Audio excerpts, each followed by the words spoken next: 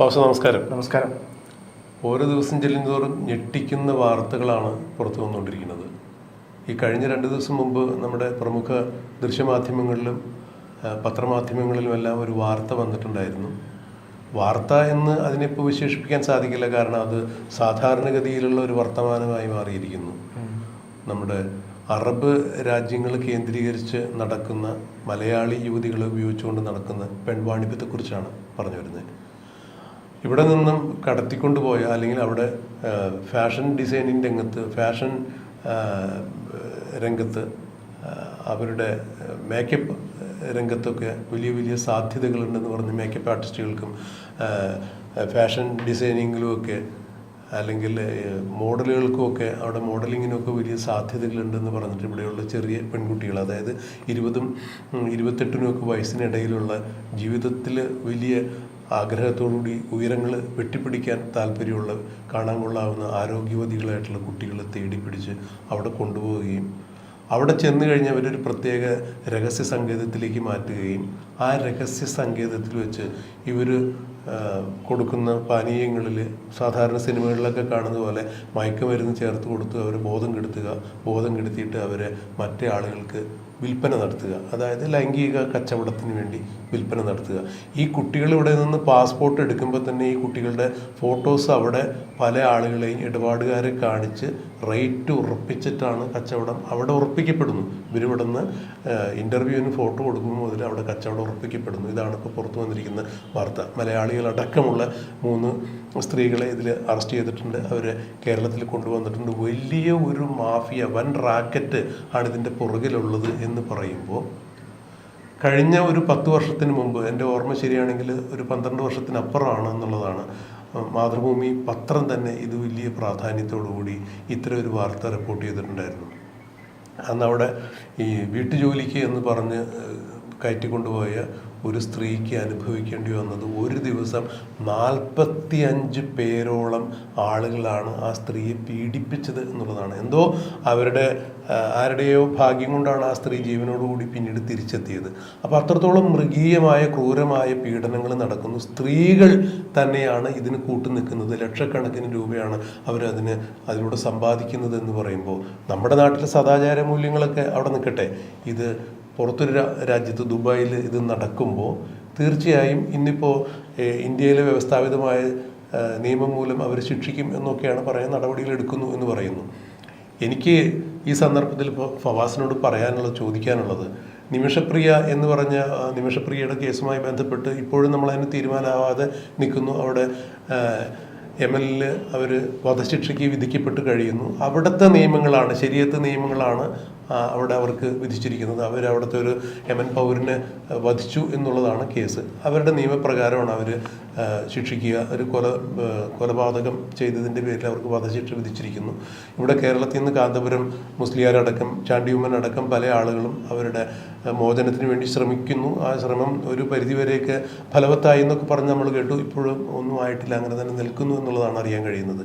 അങ്ങനെയെങ്കിൽ അത്തരം കാര്യങ്ങൾക്ക് അവരുടെ അതാത് രാജ്യത്ത് നടക്കുന്ന കുറ്റകൃത്യങ്ങൾക്ക് അവിടുത്തെ ശിക്ഷ വിധിക്കും എന്നുണ്ടെങ്കിൽ ഇപ്പോൾ ഈ കേസിലും പറയപ്പെടുന്നവർക്ക് അത്തരം ഒരു മാതൃകാപരമായ ശിക്ഷ തന്നെയല്ലേ നടപ്പാക്കേണ്ടത്? കാരണം ഇനി ഒരിക്കലും ഇവിടെ നിന്ന് ജോലി തേടി പോകുന്ന നമ്മുടെ പെൺകുട്ടികൾക്ക് ഇത്തരത്തിലൊരു ദുര്യോഗം ഉണ്ടാകാൻ പാടില്ല. ഇവിടെ പറഞ്ഞു കേൾക്കുന്നിടത്തോളം മലയാളികൾ തന്നെയാണ്. മലയാളികൾക്ക് ഇത്തരത്തോളം അസാൻമാർഗികമായ കേട്ടാൽ നമ്മൾ വെറുക്കുന്ന തരത്തിലുള്ള കാശ് എന്നുള്ള ഒറ്റ കാര്യം വെച്ചുകൊണ്ട് എല്ലാ മൂല്യങ്ങളും മറന്നുകൊണ്ട് ഇത് ചെയ്തിരിക്കുന്നത്. ഒരു മാധ്യമ പ്രവർത്തകൻ എന്ന രീതിയിൽ എന്താണ് ഫവാസിന് ഇതിനെക്കുറിച്ച് പറയാനുള്ളത്? അപ്പം ഈ ഒരു കേസിലിപ്പം വിക്ടിമിൻ്റെ പേര് നമുക്ക് എന്തായാലും പറയാൻ പറ്റില്ല. പക്ഷേ ഈ പറഞ്ഞ പോലെ അതിൽ 1-ാം പ്രതി എന്ന് പറഞ്ഞ സിന്ധു എന്ന് പറയുന്നൊരു സ്ത്രീയാണ്. 56 വയസ്സുള്ള ഒരു സ്ത്രീയാണ്. ഇവരുടെയൊക്കെ സാങ്കേതിക താവളം എന്ന് പറയുന്നത് കൊച്ചി ബേസ്ഡാണ്. നമ്മൾ ആലോചിക്കണം, ഈ എറണാകുളം കൊച്ചി ബേസ്ഡാണ്. എനിക്ക് പലപ്പോഴും തോന്നാറുണ്ട് കൊച്ചിക്ക് ഇത്തരത്തിലുള്ള ഡ്രഗ് മാഫിയ എന്നുള്ള പേര് അല്ലെങ്കിൽ പലതരത്തിലുള്ള നെഗറ്റീവ് ഇമേജ് വരാനുള്ള ഒരു കാരണം ഈ പറഞ്ഞ പോലെ അത് കൊച്ചിക്കാർ കൊണ്ടല്ല, എറണാകുളംകാരും അല്ല, പുറത്തുനിന്ന് വരുന്നവരാണ്. ബാക്കി ജില്ലക്കാരാണ് കൊച്ചിയിൽ വർക്ക് ചെയ്യുന്നത്. കാരണം ബാക്കിയുള്ള അത്രത്തോളം ഓപ്പർച്യൂണിറ്റി ഇല്ല, അത് കൊച്ചിയിലാണ് ഉള്ളത്. അത്തരത്തിൽ നോക്കുമ്പോൾ എല്ലാ പേരും കൊച്ചിയുടെ തലയിലോട്ടാണ് വരുന്നത്. പിന്നെ ഈ പറഞ്ഞ പോലെ ഇതിൽ ഇനിയിപ്പോൾ 3ഉം 5ഉം പ്രതികളെ കിട്ടിയിട്ടില്ല. അവർക്ക് വേണ്ടി ലുക്കൗട്ട് നോട്ടീസ് ഇറക്കിയിട്ടുണ്ട്. ബാക്കി 2 പേര് ജുഡീഷ്യൽ കസ്റ്റഡിയിലുണ്ട്. 1-ാം പ്രതിയിലൂടെയാണ് ബാക്കി കാര്യങ്ങളെല്ലാം പുറത്തു വരുന്നത്. അപ്പം ഇവിടുന്ന് പാസ്പോർട്ട് എടുക്കുമ്പോൾ തന്നെ എന്താ പറയുക, പാസ്പോർട്ട് എടുത്തു കൊടുക്കുന്നത് ഇവരാണ്. ഇപ്പം ഈ പറഞ്ഞ പോലെ ഒന്നാം പ്രതി പാസ്പോർട്ട്, അപ്പോൾ പാസ്പോർട്ടൊക്കെ ഞാൻ ഇപ്പം ഒരു വ്യക്തിക്ക് പാസ്പോർട്ട് എടുത്ത് കൊടുക്കുന്നു, ഞാൻ പറയുന്നു അവിടെ ഫാഷൻ മോഡലിംഗ് നടക്കുന്നുണ്ട്, മേക്കപ്പ് ആർട്ടിസ്റ്റ് ആയിട്ടുണ്ട്, ഫാഷൻ ഡിസൈനിങ് നടക്കുന്നുണ്ട്, അപ്പോൾ നിങ്ങൾക്ക് എന്തുകൊണ്ടും നല്ലൊരു ഓപ്പർച്യൂണിറ്റിയാണ്, സംഭവം ശരിയാണ്. അപ്പോൾ അത്തരത്തിൽ ആലോചിക്കുമ്പോൾ ഇവർ എന്താ പറയുക, ടിക്കറ്റ് എല്ലാ സാധനവും എടുത്തു കൊടുക്കുകയാണ്. അപ്പോൾ അങ്ങനെ ഇവർ ചിന്തിക്കും ഓക്കെ ഇത് ശരിയാണ് എന്നുള്ളതിലേക്ക്. അപ്പോൾ കാരണം ടിക്കറ്റിനുള്ള പൈസ അടക്കം അവർ കൊടുത്തിട്ടായി സാധനം കൊടുക്കുന്നത്, നമ്മൾ 1 രൂപ ചിലവാക്കുന്നില്ല. പിന്നെ സാധനം നമ്മുടെ കയ്യിൽ കിട്ടിയതിന് ശേഷം അവർ പറയും 4-5 ലക്ഷം രൂപ വേണം, അവിടെ രജിസ്ട്രേഷൻ ഫീസ് ഉണ്ട് എന്നുള്ള തലത്തിൽ ആ കുട്ടിയോട് പറയുന്നു. അങ്ങനെ ആ കുട്ടികൾ ഇവിടുന്ന് പോകുന്നു. പിന്നീട് ദുബായിലെത്തിയതിന് ശേഷം ഏതോ ഒരു ഉൾഗ്രാമത്തിലോട്ട്, ഒരു പിന്നെ ഉള്ളോടുള്ള സ്ഥലത്തോട്ട്, അതെ, ആ രഹസ്യ സംഘത്തിൽ കൊണ്ടിട്ട് അവിടെ പോയി പൂട്ടിയിടുന്നു എന്നുള്ള സാധനമാണ് പറയുന്നത്. പിന്നീട് ഈ പറഞ്ഞ പോലെ ആ കുട്ടിക്ക് എന്താ പറയുക പെപ്സി കുടിക്കാൻ കൊടുക്കുന്നു. ആ പെപ്സിയിലും പല മയക്കുമരുന്നും കലർത്തുന്നു. അത് ആ കുട്ടിയെ കൊണ്ട് കുടിപ്പിക്കുന്നു എന്ന് മാത്രമല്ല, ഓരോരുത്തരെ ഈ 3-4 പ്രതികൾ, അല്ല 3-5 പ്രതികൾ ഈ പറഞ്ഞ പോലെ ബാക്കിൽ ഇതുപോലെ പുരുഷന്മാർ ക്യൂ ആയി നിൽക്കുന്നു. ആ ക്യൂ ആയി നിൽക്കുന്നവരുടെ കയ്യിൽ നിന്ന് ഓരോരുത്തരിൽ നിന്ന് പൈസ കളക്ട് ചെയ്യുന്നു, ഒരാളെ കയറ്റി വിടുന്നു, ഡോർ അടക്കുന്നു. അത് ഇവർ വീഡിയോ എടുക്കുന്നു, ഫോട്ടോ എടുക്കുന്നു, അടുത്ത 2ാമത് ആളെ കയറ്റി വിടുന്നു, 3-ാമത് 4-ാമതും ഇങ്ങനെ ക്യൂ ആയി നിർത്തിയിട്ട്.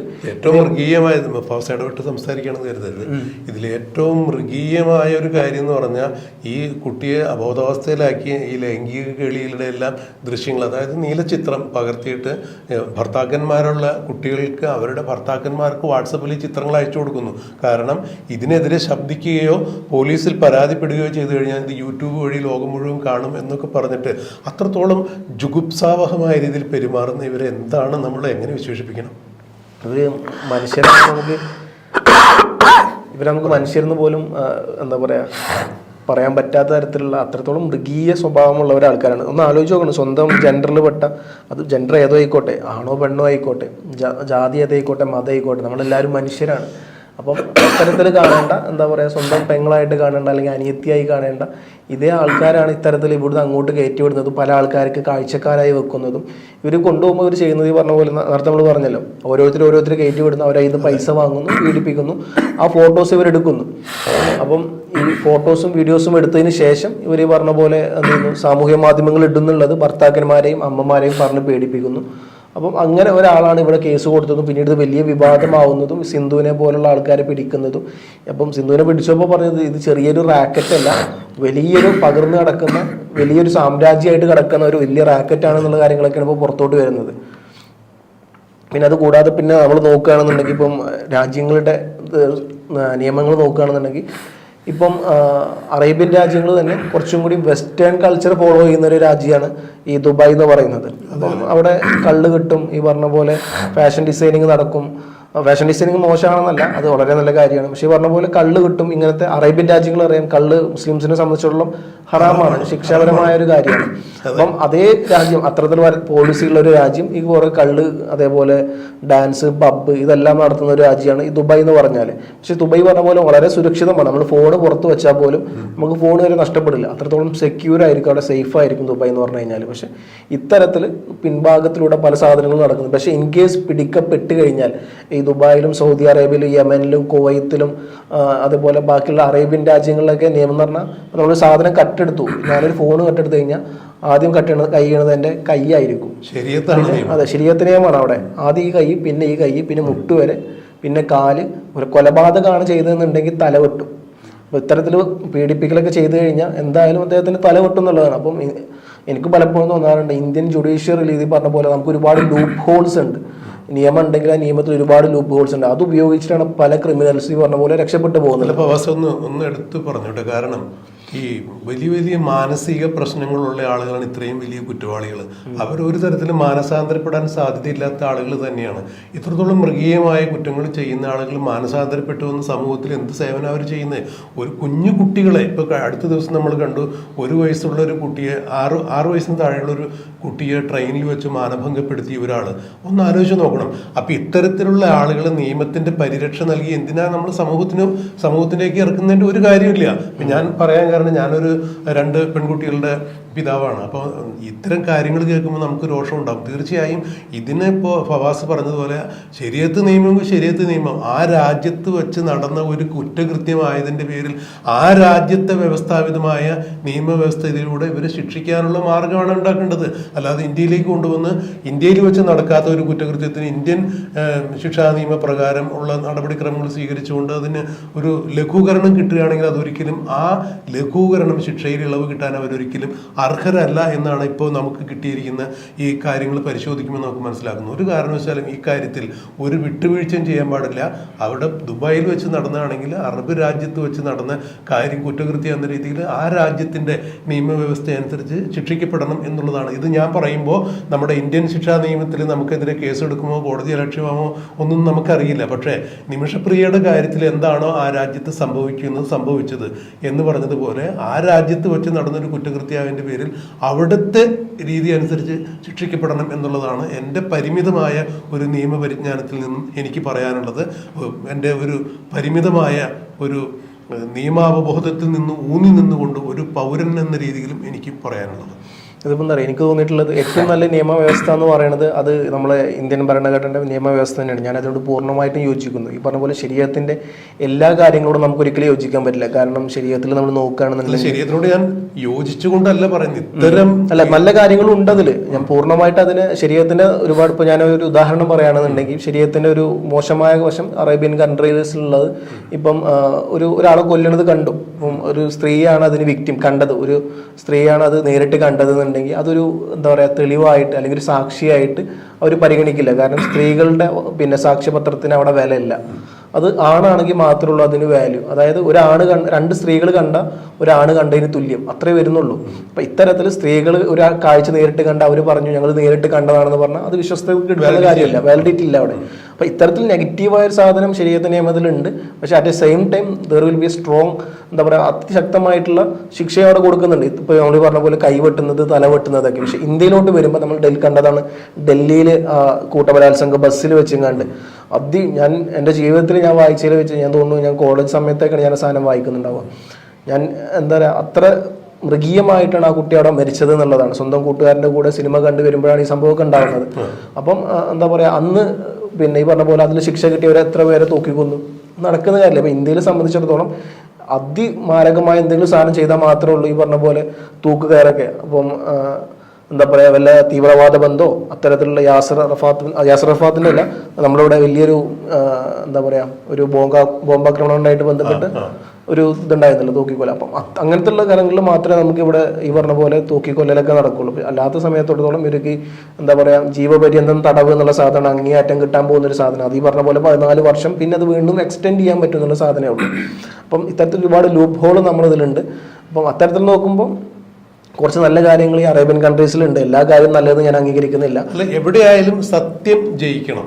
അതായത് ഇപ്പൊ നിയമത്തിന്റെ പരിരക്ഷയിലൂടെ രക്ഷപ്പെടാനുള്ള പഴുതുകൾ ഇത്തരം കാര്യങ്ങൾ ചെയ്യുന്നവർക്ക് ഒരു കാരണവശാലും ഇത് സാന്ദർഭികമായിട്ട് സംഭവിച്ചു പോയതല്ലോ. ഇപ്പോൾ നമ്മളൊരു സ്ഥലത്ത് നിൽക്കുന്നു, നമ്മളുടെ ജീവന് തന്നെ അപകടം ഉണ്ടാകിയേക്കാവുന്ന രീതിയിൽ ഒരു മാനസിക വിഭ്രാന്തിയുള്ള ആളുകൾ നമ്മളെ ഉപദ്രവിക്കാൻ വരുന്നു, നമ്മൾ മരിക്കും അല്ലെങ്കിൽ നമ്മുടെ കൂടെയുള്ളവർ മരിക്കുന്നു കാണുമ്പോൾ സ്വയരക്ഷയ്ക്ക് വേണ്ടി ചിലപ്പോൾ നമ്മളെടുക്കുന്ന തീരുമാനങ്ങൾ അവരുടെ ജീവന് ഹാനികരമായിട്ട് വന്നേക്കാം. അത്തരം സന്ദർഭങ്ങളിൽ നമുക്ക് നിയമത്തിന്റെ പരിരക്ഷയ്ക്ക് അങ്ങനെയുള്ള ആളുകൾക്ക് കൊടുത്തേ പറ്റൂ.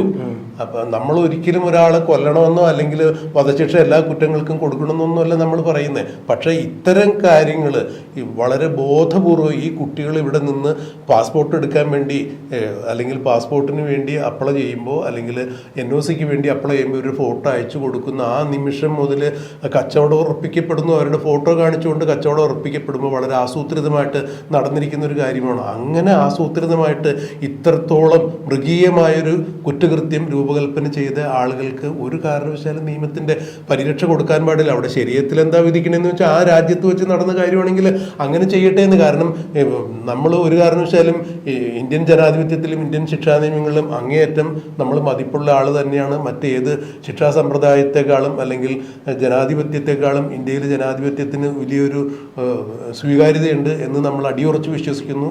എപ്പോഴും നമ്മളത് നമ്മുടെ ഭരണഘടനയും ജനാധിപത്യ സംവിധാനങ്ങളെല്ലാം നമ്മൾ നെഞ്ചോട് ചേർത്ത് വെച്ച് തന്നെ മുന്നോട്ട് പോകുന്നു. പക്ഷേ ഇത്തരം കാര്യങ്ങൾ കേൾക്കുമ്പോൾ അവിടെ നടന്നൊരു കുറ്റകൃത്യത്തിന് നമ്മൾ ഇവിടെ കൊണ്ടുവന്ന് വിചാരണ നടത്തി ഇവിടുത്തെ ശിക്ഷാ നിയമപ്രകാരം അതിനൊരു ആ കണ്ണിലൂടെ നോക്കിക്കാണാനുള്ള അവസരം കൊടുക്കരുത് എന്നുള്ളതാണ് ഒരു മാധ്യമപ്രവർത്തകൻ എന്ന രീതിയിൽ എനിക്ക് പറയാനുള്ളത്. കാരണം നമ്മളിപ്പം ഈ പറഞ്ഞ പോലെ തെളിവെടുപ്പിനൊക്കെ അങ്ങോട്ട് ആൾക്കാരെ അതൊന്നും നടക്കുന്ന കാര്യം ഒരുപാട് എക്സ്പെൻസീവാണ്. എത്രത്തോളം ഇതിന് പ്രതീക്ഷ ഉണ്ടെന്നുള്ള കാര്യം വളരെ, കാരണം അവിടെ നടന്ന സംഭവമാണല്ലോ.